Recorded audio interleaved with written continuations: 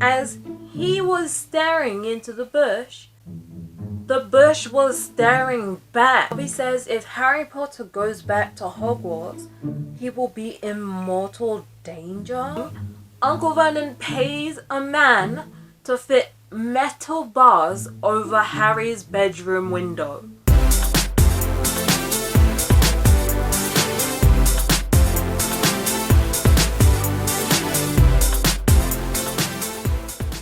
Hey guys, I am Charlotte the Starlet. These are my girls, Angel and Glitter, and this is my little boy Seth. Today we are starting a brand new book, which is Harry Potter and the Chamber of Secrets. I know a lot of people wanted me to do this since we did the first book not too long ago. Now, if you are one of the 10 people who enjoys Tracy Beaker, don't worry, I'm still gonna keep on with that. I'm just also gonna be doing this. Now, just like we did with the Philosopher's Stone, since I am a mystery/thriller writer, I don't just react, I review. And the way I do it is simple. If I like something, I add a point, and if I don't, I take one off. Okay, let's jump in. Oh, I'm excited for this, y'all. Oh, snap. Oh. The first point ain't even going to something in the story. It's going to what is on the dedication page. It says, for Sean P.F. Harris, getaway driver and foul weather friend. Getaway driver? What has J.K. Rowling been up to? Okay, the book starts off with Harry versus the Dursleys. Uncle Vernon is mad because Harry's owl Hedwig has woken him up early for the third time that week, apparently. Oh my days. The fight is kind of broken up by Dudley, who interrupts by belching and then saying, I want more bacon, because this is happening over breakfast. And there's a sentence that describes Dudley as being so fat that his bottom literally hangs over both edges of his seat. When he asks Harry to pass him the frying pan which has the bacon in it, Harry's like, you forgot the magic words. And just like that, the whole family is in a panicked scramble. Dudley fell off his chair with a crash that shook the whole kitchen, apparently. Aunt Petunia screamed and clapped her hand over her mouth, and Uncle Vernon was so angry that he jumped to his feet and Harry could see his veins throbbing in his temples. They are that scared of Harry's magic. What makes it better is the fact that it was so obvious that Harry was being sarcastic, yet he still got that reaction from the Dursleys. It surely ain't no joke to them. Oh my god. Harry tries to defend himself a bit, but Uncle Vernon straight up yells at him. What have I told you about using the M word? The M word? Wow. Then he's like, how dare you threaten Dudley? He barely said a thing, mate. Harry basically surrenders. And it says that when Uncle Vernon sat back down, he was breathing like a winded rhinoceros. These descriptions are so good. I bet he was. Oh, I would pay to see that. Aww. All of this gets Harry thinking about how much he misses Hogwarts. Because apparently, the second he came back from Hogwarts, the Dursleys had locked away anything to do with it. Regardless of the fact that Harry was supposed to be practicing Quidditch over the summer and had homework to complete for the second year. Are you kidding me? Uncle Vernon even locked away Hedwig.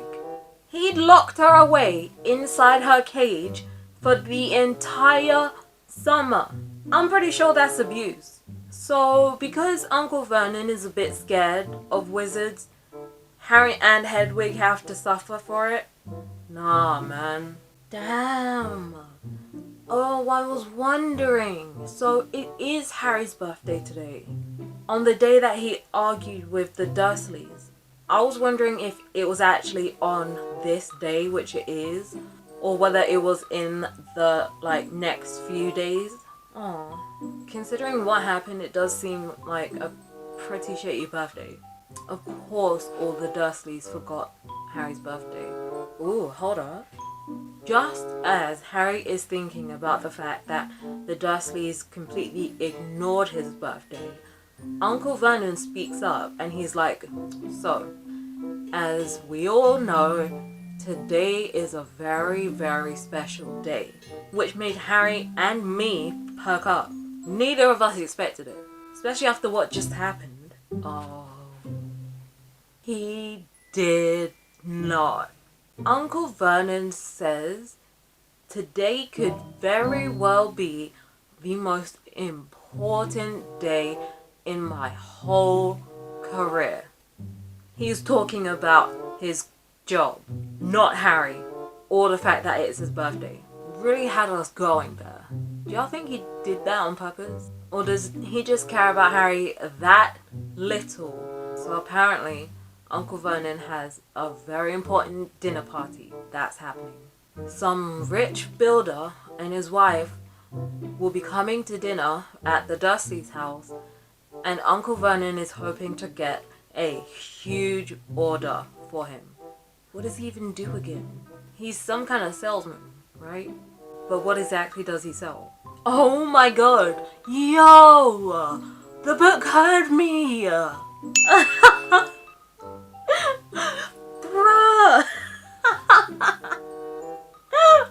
I cannot believe that. Harry is a wizard. Right after I said that, the next sentence was Uncle Vernon sold drills. Wow. So after Uncle Vernon's announcement, he's like, I think we should go through the schedule one more time. And then he's like, we should all be in position by 8 o'clock. Like, what is this? Some military battle plan? Uncle Vernon then tests his family. So, at 8 o'clock, Aunt Petunia will be in the lounge, waiting to welcome them graciously into their home. Dudley will be waiting to open the door for them, and then he'll say, may I take your coats? And Harry will be in his room, making no noise and pretending he isn't there. And then finally, Uncle Vernon himself will lead them into the lounge, introduce them to Aunt Petunia, and then serve them some drinks. At 8:15, Aunt Petunia's gonna announce dinner. Then Dudley will say, may I take you through to the dining room? I can't help but laugh at all of Dudley's lines. Like, they're so cringe. Stop. No way. Oh, okay, so Uncle Vernon then says that over dinner, Dudley and Aunt Petunia should offer some compliments to these rich builders, Mr. and Mrs. Mason. And do you know what he makes Dudley say? Uncle Vernon wants him to be like, we had to write an essay about our hero in school, Mr. Mason. And I wrote about you. Bruh! Are you kidding me? Okay, so after they finish their little rehearsal, he sits down on the bench in the garden, sings himself a sad little happy birthday, and then starts thinking about how he came face to face with Voldemort himself not too long ago, and how he was still having nightmares and was honestly still scared of Voldemort. Wait, what?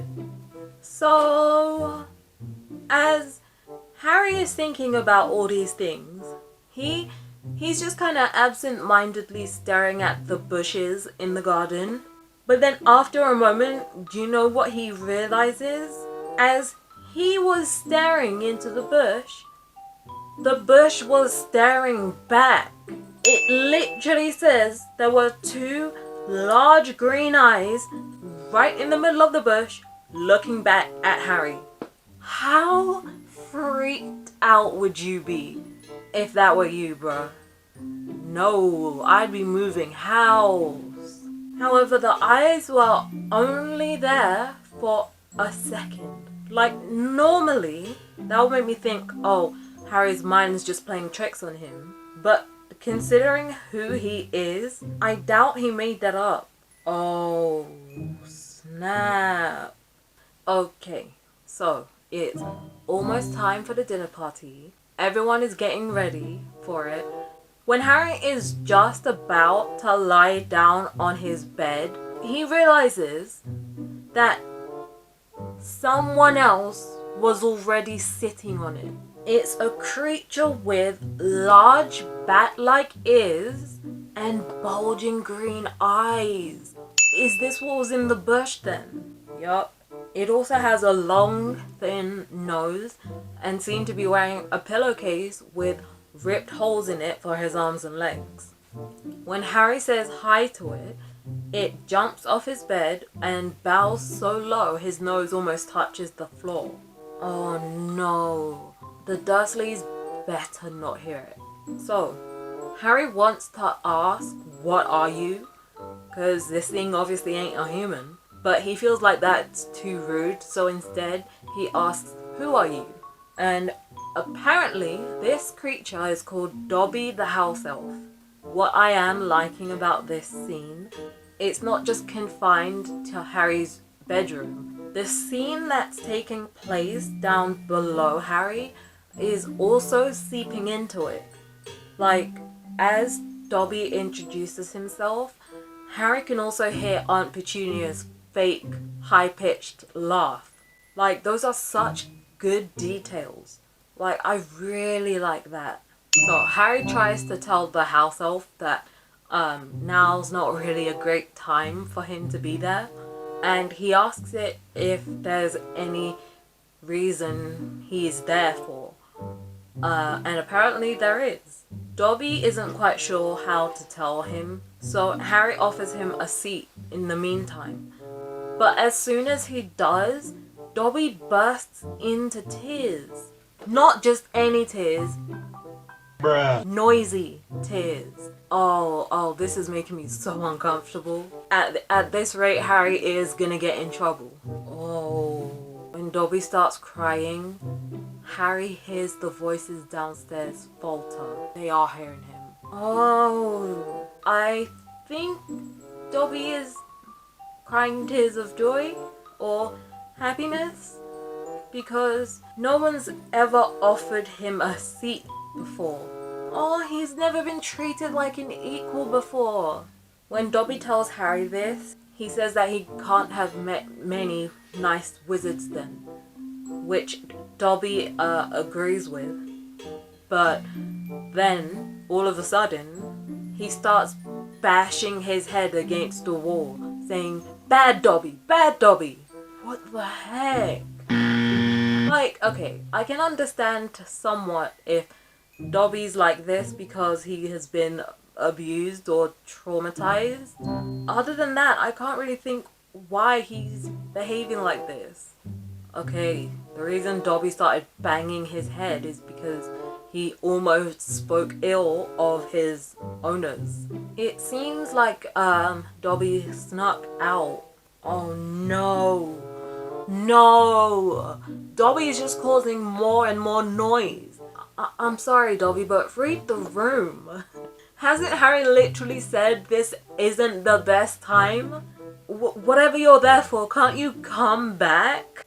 Dobby breaks down in tears 2 more times while Harry's trying to figure out what he's doing there. But eventually, he gets it out of him.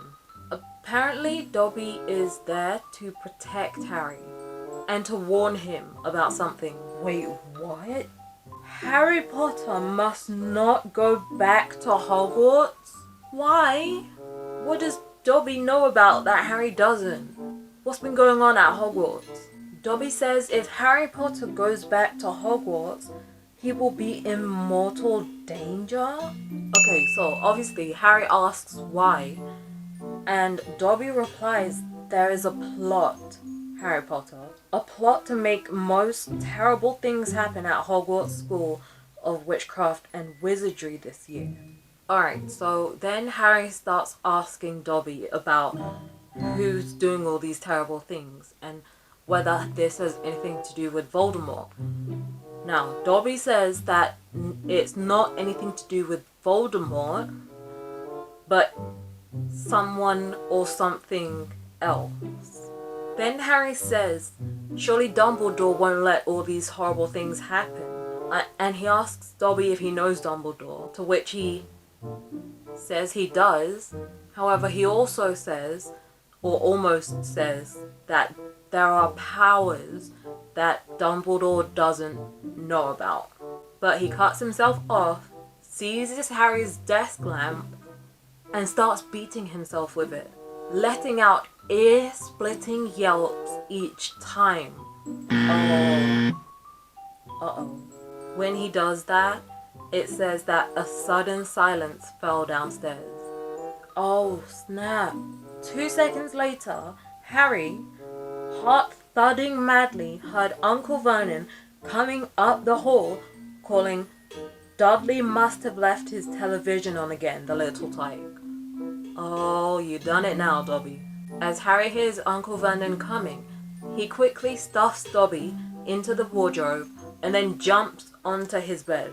When Uncle Vernon finally bursts in, he's like, "What the devil are you doing?"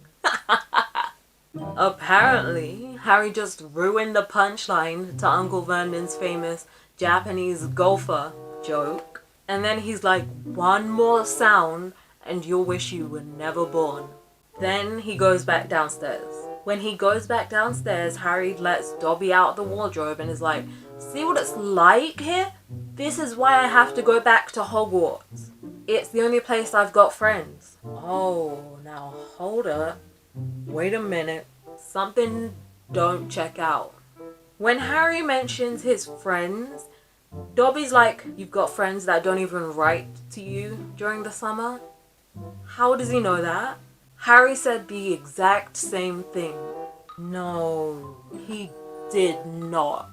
Dobby has the nerve to say Harry Potter mustn't be angry with Dobby. Dobby did it for the best. No! Oh my days. Now this is an absolute breach of trust. One time my parents went rifling through my post for no good reason, and I can tell you now, I'm still mad about it. Like, you don't just do that to people. Harry flat out asks Dobby, "Have you been stopping my letters?" And you know what Dobby does? He pulls out a thick wad of envelopes from inside of his pillowcase. Harry had tons of posts. Not just from Ron and Hermione either. Wow. So, Dobby thought that if he stole all of Harry's posts and made him think that his friends don't like him anymore, he wouldn't go back to Hogwarts. Because it's dangerous. Like, no! That doesn't justify any of that. So, Harry reaches out to grab the letters, but Dobby had the nerve to jump out of reach. They're his letters, Dobby. Bruh! Then he's like, Harry Potter will only get them if he gives Dobby his word that he will not go back to Hogwarts. Of course, Harry says no and asks for his letters back. But then Dobby says, "Well, then you leave me no choice." Oh my days, what's he gonna do? No, he did not. Dobby pulls open the bedroom door and bolts down the stairs. Yo, Harry is done for. Oh, damn. Harry goes down half of the stairs and then jumps down the other half. He's that desperate. I mean, that is efficient, I guess. Right, so Harry runs up the hall to the kitchen to find Aunt Petunia's prized pudding that she made specially for this dinner party floating in mid-air near the ceiling. And on top of one of the cupboards in the corner of the room was Dobby. Harry quietly pleads with Dobby not to do anything, but once again, Dobby's like, Harry has to say he won't go back, which is blackmail, by the way. That is straight up blackmail. But again, Harry says no, and Dobby lets the pudding fall onto the floor with a great big crash. Wow. Then just like that, Dobby vanishes like a coward. Oh, that's not it. It gets worse, because after all of that, a barn owl comes swooping through the window, which makes Mrs. Mason scream and run out of the house, shouting something about how the Dursleys are absolute lunatics. Aw, I actually kind of feel bad for Uncle Vernon. Like, honestly, this is all Dobby's fault. I 100% blame him for this. Mr. Mason stays just long enough to inform the Dursleys that, yeah, his wife is deathly afraid of birds. All birds. And he asks Mr. Dursley if this is some sick form of a joke. I feel even worse for him now. After they leave, Uncle Vernon storms back into the house and insists that Harry reads the letter the owl brought right there in front of him. Apparently it says, "Dear Mr. Potter, we have received intelligence that a hover charm was used at your place of residence this evening at 12 minutes past 9. Dobby! Now because of him, Harry's in trouble with the Ministry of Magic, I'm assuming. Do you know how pissed off that would make me? As you know, underage wizards are not permitted to perform spells outside school, and further spell work on your part may lead to expulsion from said school. It literally wasn't Harry though. We would also like to ask you to remember that any magical activity which risks notice by members of the non-magical community, Muggles, is a serious offence under Section 13 and the International Confederation of Warlocks Statute of Secrecy. Enjoy your holidays. How are you gonna tell someone to enjoy their holidays after all that? Yours sincerely, Mafalda Hopkirk, Improper Use of Magic Office, Ministry of Magic. Oh, this is beyond unfair. Oh, so that's why Uncle Vernon's mad. It's not because Harry ruined his evening entirely. It's because Harry didn't tell them he actually wasn't allowed to use magic outside of school. Now Uncle Vernon's finally caught on to the fact that Harry's just been messing with him. Oh my days. Right, so after that, do you know what Uncle Vernon does? He tells Harry, "I'm locking you up." He's like, "You're never going back to that school. Never. And if you try and magic your way out, they'll expel you." And then he legit does this maniacal laugh and drags Harry back upstairs to his bedroom. Bruh! And then the next morning, Uncle Vernon pays a man to fit metal bars over Harry's bedroom window. He weren't kidding. Oh, how considerate. He also pays him to fix a cat flap on Harry's bedroom door so that the Dursleys could just shove a plate of food through it a few times a day. Oh my days. They only let Harry out to use the bathroom. Once in the morning, once in the evening. This is literally a prison now. Damn. Aww. 3 days later, and the Dursleys are still keeping up this whole BS. They're giving Harry such little food that he's literally aching from hunger. Harry's even afraid that at this rate, he's gonna starve to death. And, I mean, don't forget, out of the little food he gets, some of it has to go towards Hedwig. Harry is so traumatized at what has been going on in the last few days that he has this nightmare that he's on display in a zoo as the rare underage wizard species, and while he was there lying starving and weak on a bed of straw, people would come and goggle at him through the bars of his window. Even Dobby comes back to look at Harry through the window. Harry tries calling out to him for help, but do you know what Dobby says? "But Harry Potter is safe in there," and then vanishes. Even in his dream, Dobby is still a menace. Oh, then one day, the Dursleys come to visit him. Dudley started rattling the bars on his window trying to get him to do something, but Harry mumbles, "Stop it, I'm trying to sleep."